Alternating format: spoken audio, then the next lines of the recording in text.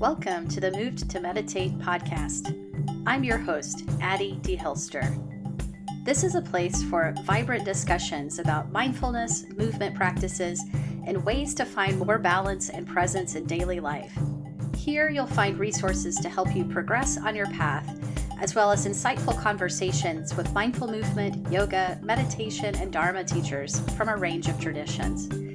On this podcast, we spotlight embodied approaches to mindfulness and the more contemplative aspects of movement practice. Listen in and connect to a community of like-minded practitioners.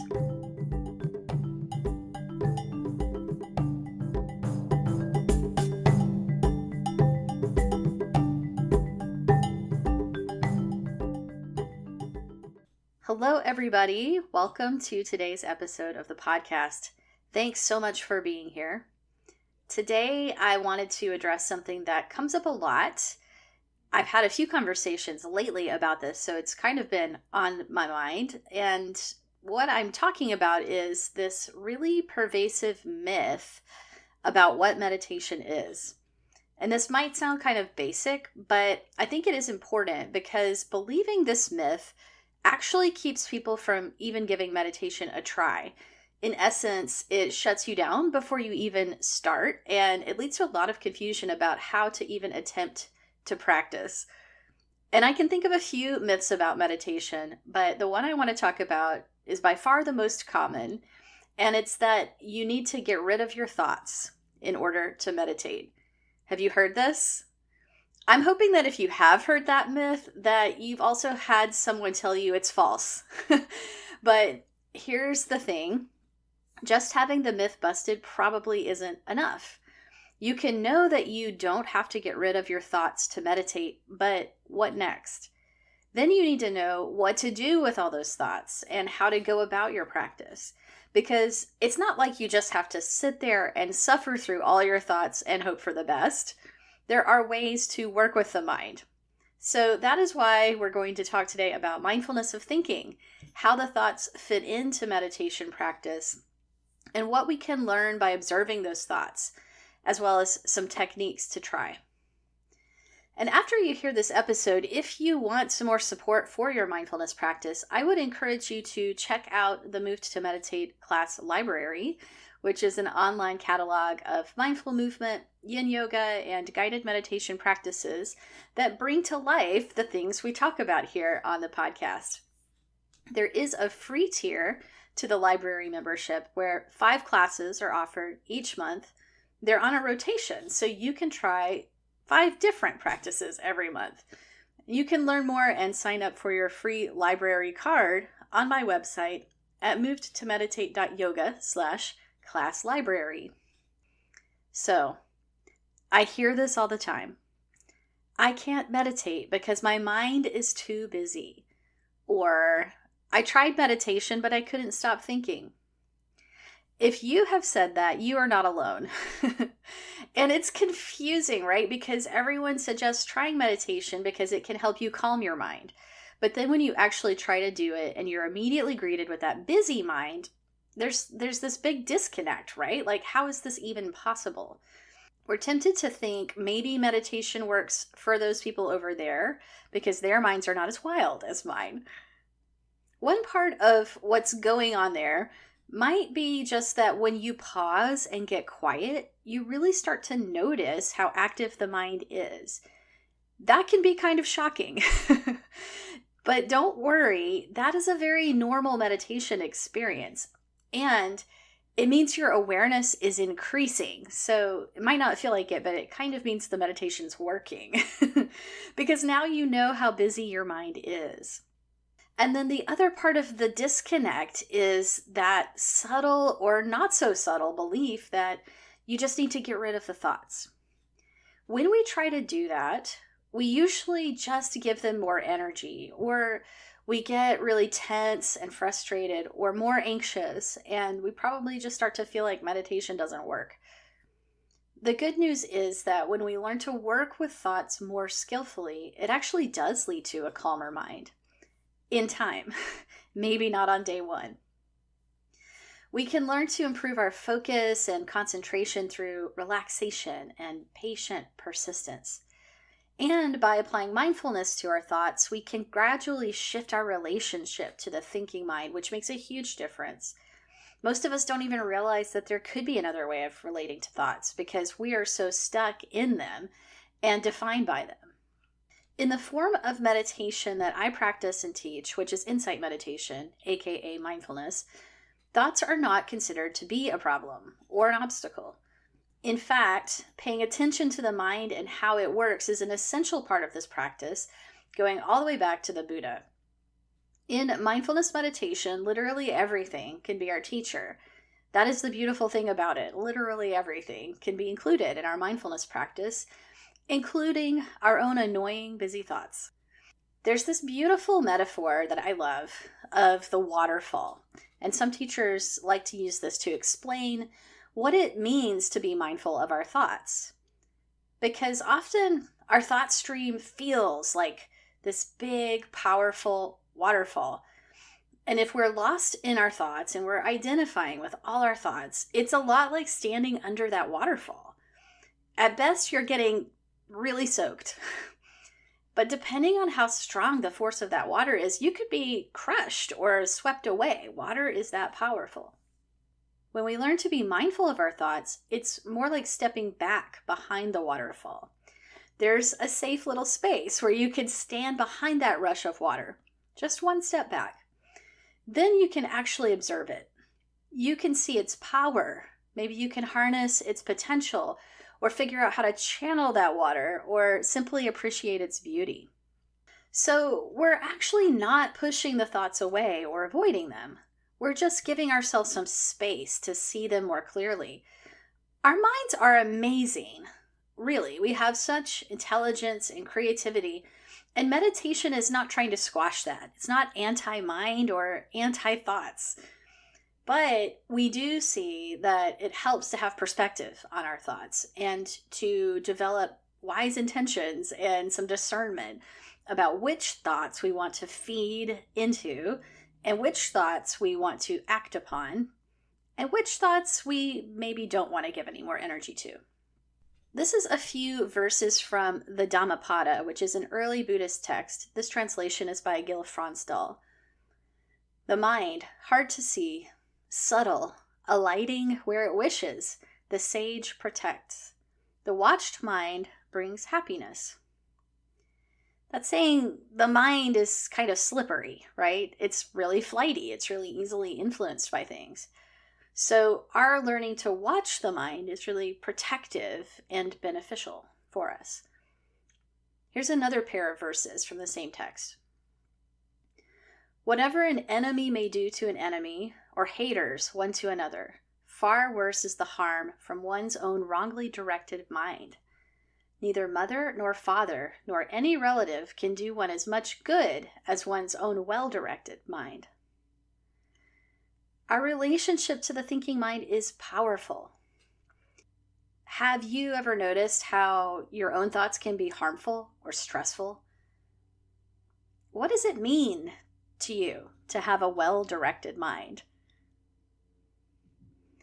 And before we talk specifically about what to do with thoughts in meditation, let's talk about the nervous system for a moment. When you're experiencing your mind as really full and restless and agitated and twitchy, often there is more driving that. Whenever the thoughts are really, really busy, it is a good idea to stop and check in with your nervous system. Because if your body is buzzing and revved up and your breath is like quick and high and shallow and there's a lot of physical tension in the body, all of those things are sending feedback to your brain that it needs to be on high alert. It's going to kick up a lot more thoughts. I like to say that the nervous system provides the physiological fuel for our reactivity. And an overactive thinking mind is a form of reactivity. So what do you do about that? Move. Get up and move. Stand up and bounce, shake, stretch, take a quick lap around the block.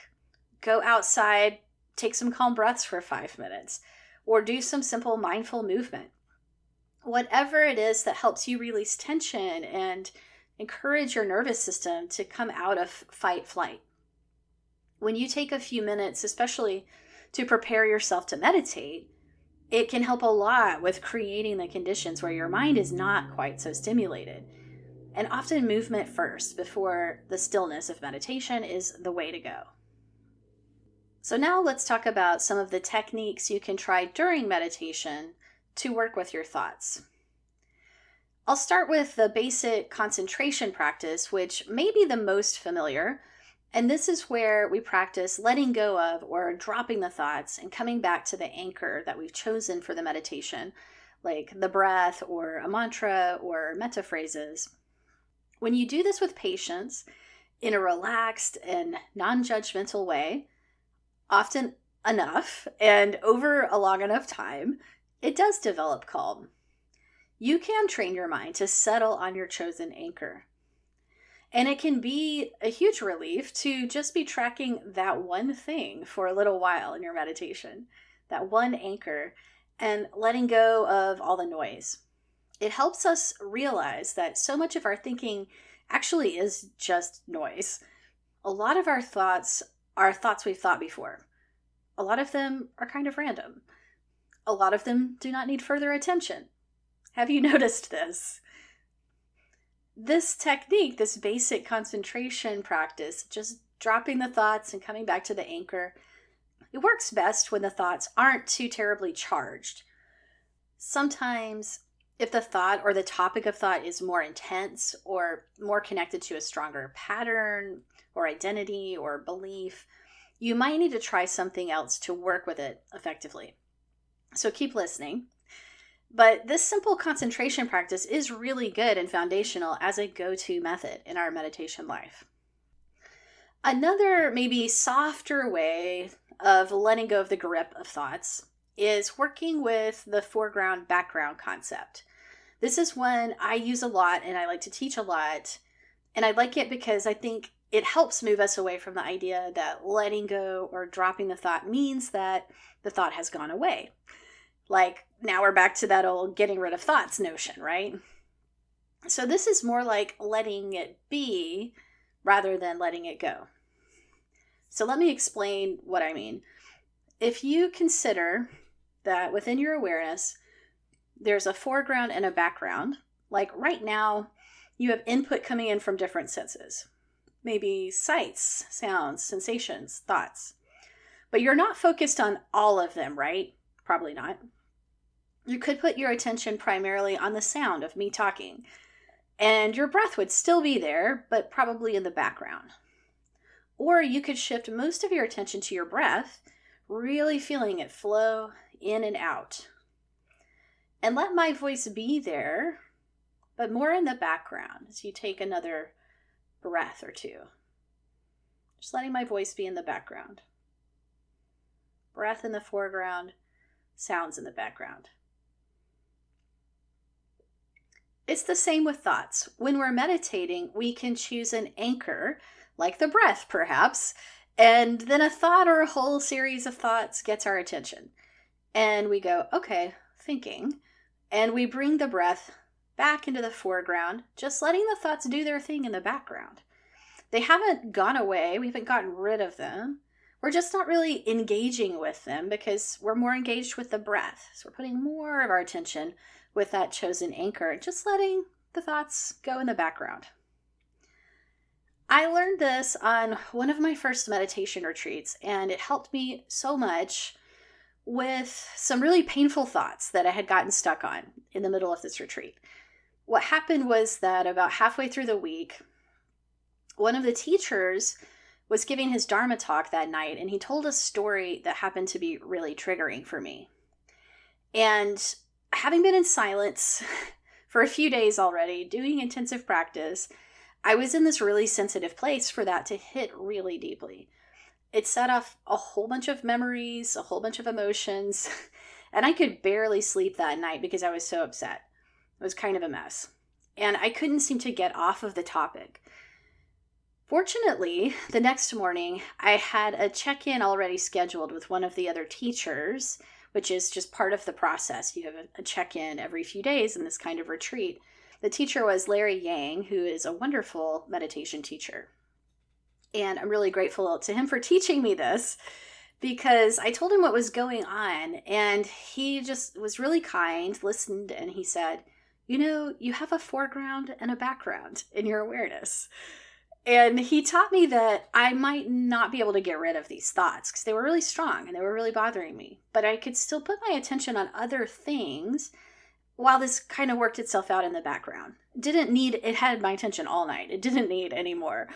And that really worked for me. As I stayed with that during the day and I kept putting my attention back on the metta phrases, because this was a loving kindness retreat, and I kept coming back to that anchor, the painful thoughts in the background actually started to fade. I came back gradually to equilibrium. And in the process of that, going through that really hard cycle in my practice in that retreat, I learned something really huge. That foreground background method can work with a lot of things, from ordinary thoughts to difficult ones, to painful physical sensations, sounds, and more.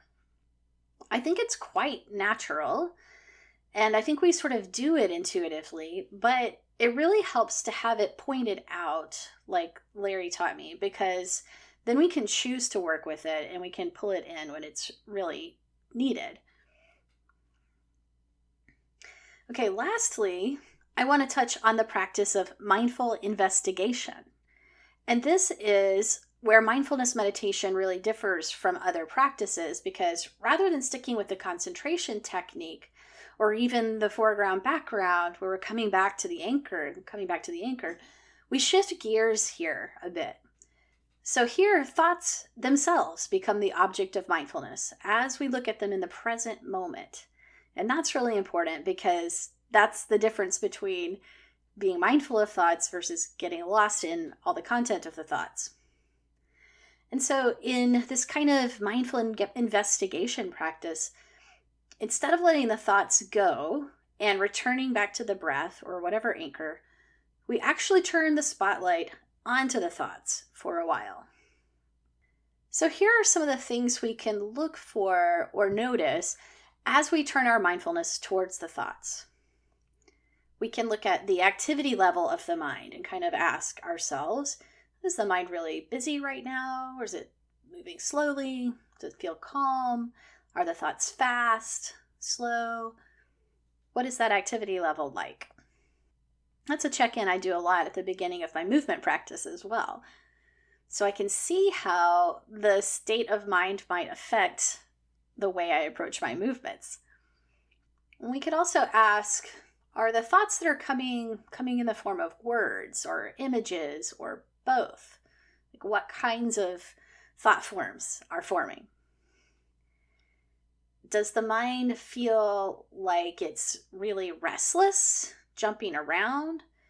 Kind of that classic monkey mind, swinging from branch to branch, hopping from one thing to another? Or is it more fixated, like it's just stuck on one thing and it won't let it go?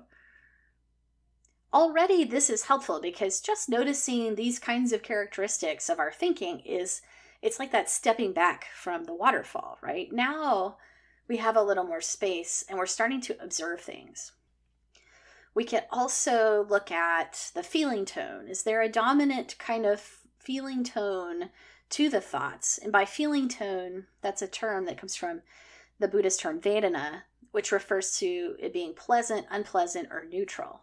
So do we have that kind of like reaction of this train of thoughts is pleasant and I'm kind of drawn to it, or it's unpleasant and it's kicking up a bunch of reactivity, or it's just kind of neutral? We can also look at the quality or flavor, you might say, of the thinking. Like, does it feel like pressure or ease, or is there urgency? Is it dreamy? Is it really clear? Is it buzzy or tired or curious or anxious? We often say in meditation, name it to tame it, which is how we're getting familiar with what's going on. We're starting to recognize these different experiences that we're having mentally, which is the first part of being able to see patterns and different kind of habits that might be going on. We can keep going with that and start noting mind states, a little bit more kind of like enduring labels, like the mind is being aversive, it's just not liking, or the mind is in a wanting mode, or it's judging, it's in comparing mode, or fearful or doubting, angry, hopeful, grateful, confused, distracted, focused, caring, right? Some of them we would call positive, some of them we would call not so positive. But we can start to note these mind states, the ones we enjoy and want to cultivate and the ones that we don't. We can start to label those and then also ask, hey, is this a familiar habit? Is this a soundtrack that's often playing in my mind? Is this doubting voice something that comes up a lot? Is this judging voice something that comes up a lot? Is this grateful mind emerging a lot? Some thought patterns are so familiar that it can even be hard to see that they're a thought pattern. So this is huge when we can start to recognize that a thought is a thought and the thought might be habitual. It's also really useful to look at emotions and how they connect with thoughts. Is there an emotion kind of underneath that's driving these thoughts? Sometimes we can drop down a metaphorical layer from the mind to the emotions and be with the feelings that need our attention. Instead of trying to think and logic our way through it, just to feel what is there that's needing to be felt. That can often interrupt the need for all of those thoughts. We might even drop another layer down from that to notice where in the body these thoughts and feelings kind of register, where they kind of make their mark and how that shows up, what that feels like on the somatic level. You can spend a lot of time with just that inquiry. What emotion is underneath? How is the body involved? That is a really rich area of practice, and it's really shows like that intertwining of the body and the mind and all the different foundations of mindfulness, from mindfulness of the body to mindfulness of feeling tones and the mind and the thoughts and the emotions. They're all interconnected. I'll leave you with a few more inquiries. You can spend a lot of time with any of these. But another piece that you can look at is, how much are you believing these thoughts? And is that helpful? Is it causing you stress or suffering to believe the thought that you're having? Could you question it? How much are you identifying with these thoughts? And by identifying, it's like, this is so familiar that I kind of like take it to be part of my personality, or saying, this is who I am. I'm the kind of person who gets angry when blank happens, or this is just how it is. I get anxious when this doesn't happen. So that's identifying with the thoughts. When we start to step back from the waterfall, we can see it's like, I'm actually not those thoughts. Do I have to be defined by that pattern of thought? What happens if I kind of stop identifying with it or take it a little bit less personally? Do I have a little more flexibility in how I relate to it, or what might be possible when that thought arises? So this is a lot. I know this has been a really dense little talk, because mindfulness of thinking is a huge domain of practice. And it's not that you would ask all of these questions or investigate all of this every time when you're meditating and thoughts arise. You would just pull in one little piece of this, whatever is useful in that moment. And knowing what's useful gets easier with practice too. So you would just pick something that lit up for you and just start to work with that little piece. And I hope that this talk overall just offers a glimmer of what mindfulness of thinking looks like in practice, and that it is a really big and rich field of practice, and that at least this dispels the myth that what we're trying to do is get rid of thoughts. If we got rid of our thoughts, we would miss out on all the insights that this kind of practice and this kind of inquiry could yield. A calmer mind comes from learning to settle ourselves in the midst of how our minds are and to understand our minds more fully. So, if you have questions about this topic, I would not be surprised. And I would love to hear from you. You can reach out anytime through my website at movedtomeditate.yoga or find me on Instagram. My handle is at @Addie_movedtomeditate. And you can also find the show notes and some more resources related to each podcast episode on my website at movedtomeditate.yoga/podcast. So again, thank you for being here today. Thanks for everything you do to help make the world a more mindful place. And I hope you'll be well until next time. So that's today's episode. If you enjoyed this conversation, please share it with a friend, subscribe on YouTube, or leave us a review on Apple Podcasts and help others find it that way. To learn more about my work, the Moved to Meditate class library, courses, or teacher trainings, go to movedtomeditate.yoga. This is Addie D. Hilster. Thanks so much for listening.